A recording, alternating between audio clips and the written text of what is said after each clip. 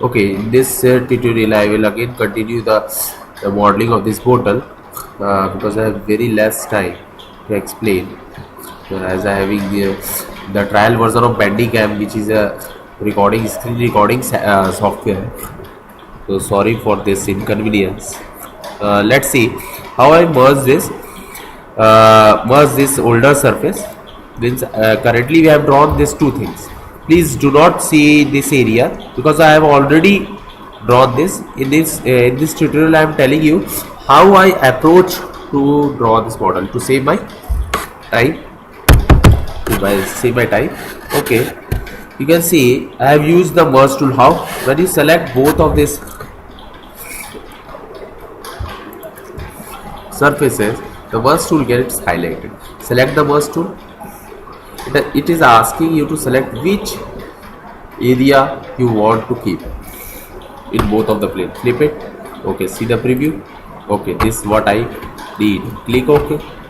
Okay, as I have already drawn, I want to delete this. Delete one. This one. Okay. Bring this, insert here bottom to this. You can see we are having one groove here. Okay, now let's see what I have done next. This is again what I have done, that I have made a section like this surface in helical sweep tool. Where it is? It is here, helical sweep. This is helical sweep tool. Here what I have done, let's go to helical sweep. Here this is a tool in which a section can follow a helical path, so we can make any type of profile, threads, spring. It's having a cross section following in a helical path. Okay, let's see. First of all, what I have done here, let's edit it as I have already drawn here. You can see simply I have drawn a profile. This is actually a profile in which the cross section is to flow. But okay, here we are seeing a trajectory.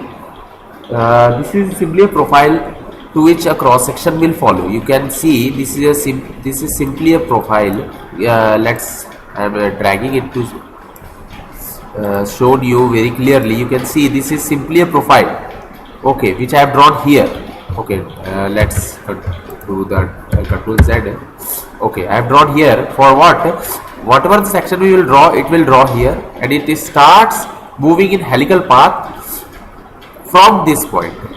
Okay, click. Okay, I have also drawn an axis here, center axis for the axis of revolution. As an axis of revolution, click OK. Okay, click OK. Now I have draw the exactly what the section I want to flow through that trajectory. You can see I have drawn simply a section which is drawn very near to this point. Okay, it will flow through this in a helical path. Click OK. You can see I put a pitch value here 150. This is very this is quite large value, because of which it is coming like this. If you put less value, it will, let's take example 100. You can see it tends to sweep helically in that length, in this length. Okay, number of times, but I want to reduce. That's why I put a bigger pitch circle. Pitch value. Let's see the preview. Okay, very beautiful. Now click OK. What I have done next, again I have applied the merge tool between this surface, between you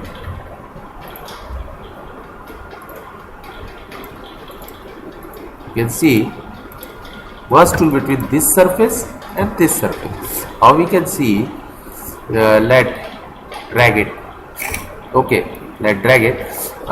Select this surface and this surface. You can see. Okay, now click merge tool. Again, grid is coming out here. You can see. Okay, again grid is coming out here. I want to flip it. Okay, sorry, this one, not this one. Okay, this is my desired object, what I want to make here. You can see this group. Then I have done the pattern of that in this option by selecting that particular first of all. Okay, then I have done pattern of that, axis pattern of that. Select the axis pattern for me. Select this axis, type the number of items, click this one for having 360 degree, total angle of revolution, and total angle in which you want to fill the pattern. Okay, then again I have to pattern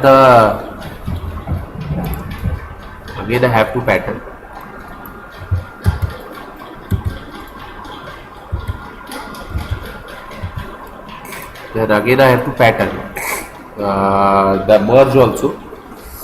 That's why, but when you do the pattern of merge, it will come automatically the reference pattern. Click OK. You can see that I have applied round tool to make it beautiful. Round over here to make it beautiful. I have applied round tool. Let's see how that where I have applied. In round tool, I have selected the edges of this feature. Automatically it takes complete cycle, and I have given 1.5 value. Click OK, and I have drawn out one another data, which you can see by toggling on this where it is, and I click the BTM tool. Okay, this is the BTM tool I have drawn here. For what means I have drawn a helical. Again I have used the helical sweep tool. This is a very special tool in which again I have to go to the helical sweep tool. Here, first of all, draw the profile like this. Again I draw the profile. Why I put like this? So that the depth means it will come outside. The section while flowing through this will come outside. Up to this point I click through up to this only. Okay, click. Again I have drawn a center axis here also. This one. Make it this. Click OK. Now you can see I have drawn a section here. I have drawn a section. And put this the few of the dimension here I put in relation. SG2 where it is the diameter I put in relation. This SD8 also I put in relation. The minimum value will be 3 and the maximum value will be 20 plus 3, 23 for this diameter, and here 24 is the maximum value.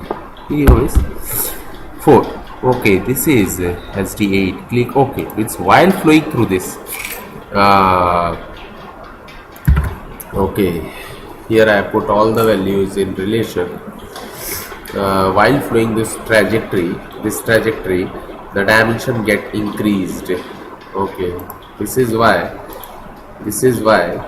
you can see the dimension of this small cross section increases gradually, and it increases up to this much value up here.